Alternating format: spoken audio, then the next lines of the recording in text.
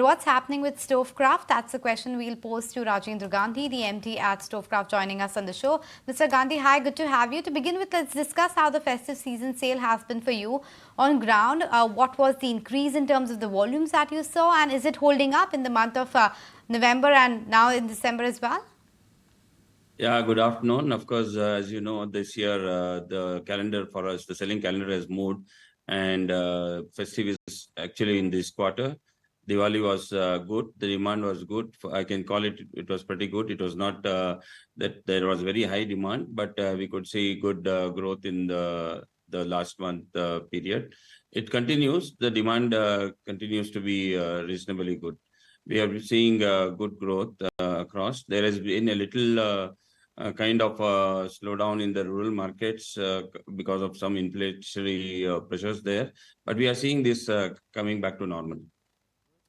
Mr. Gandhi, I want to understand, out of all the categories that you operate in, I mean, most of them mixers, pressure cookers, industrial induction, all of that, gas. What kind of growth are we witnessing in each of these categories?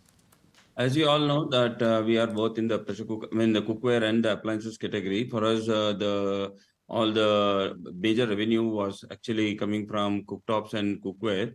But from the recent quarters, we have been investing and making products in the country, and that has given us spurt in our growth of our appliances.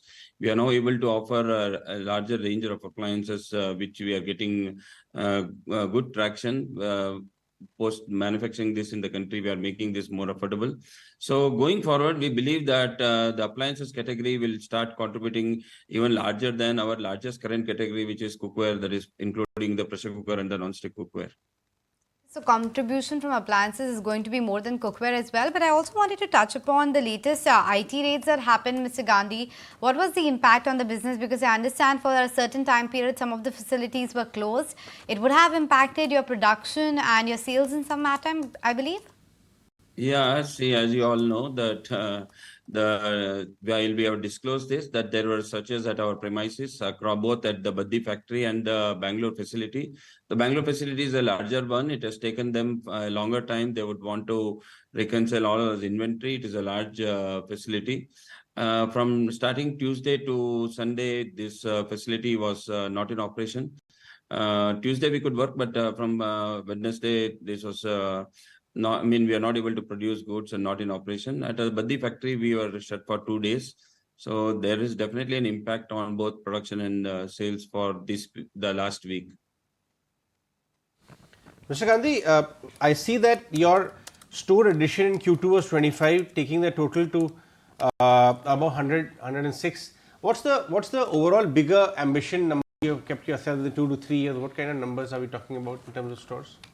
We are able to open 25-30 stores every quarter. As of now, we also, while we are in the south, we have started some stores in Delhi region now. We will ideally want to go across the country, strategically be everywhere where the consumer is. Currently, from the quarter that ended last quarter at 106, we already crossed the 125 number.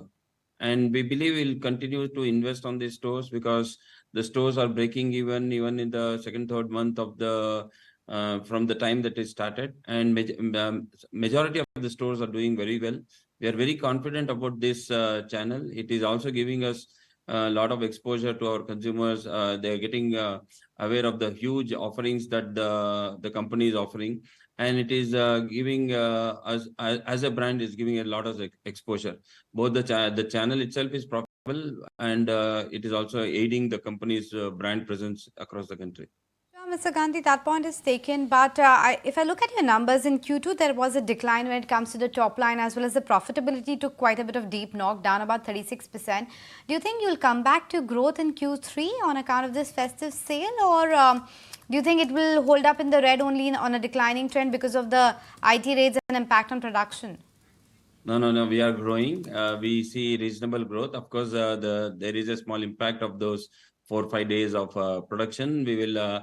The team is have been up and running. In fact, they will. I can say the whole team at Stovekraft, whether it is the people working in the factories or the leadership team, they are fully geared up for making up for the time that we lost.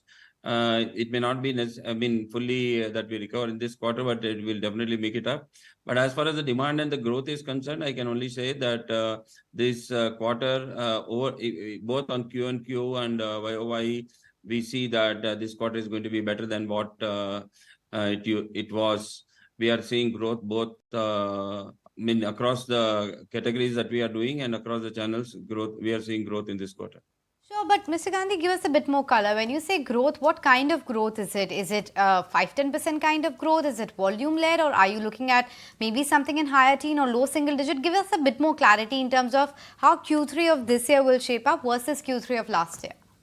I'll say the company works on a very simple fundamental of passing on cost benefits or increase in cost. There is been softening of input costs, and that is passed on to the extent of 4-5%. There is a reduction in the cost that, of course, reflects on our revenue. Though it reflects on the revenue, there is a volume growth. In spite of this cost reduction and passing on the benefit to the consumer, we still believe if we continue to be at where we are, we will still grow at double digit. And in the period ahead, if there is some huge spurt in demand, we will be still both continue to grow at double digit, but at a higher double digit. But for sure, we'll be able to maintain a double digit growth. On margins, we have already improved. We are continuing to work towards to get to steady state 36% gross margin with a cost structure of 25%. That is our endeavor to get there, which will lead us to 11% EBITDA. I think we are working on, we are on the journey, and we are on the right path. Okay, point taken. Thank you, Mr. Gandhi, for making time and speaking with us. So that's the latest coming in, targeting growth in double digits, gross margins to be 36%, EBITDA margin at around 11%. But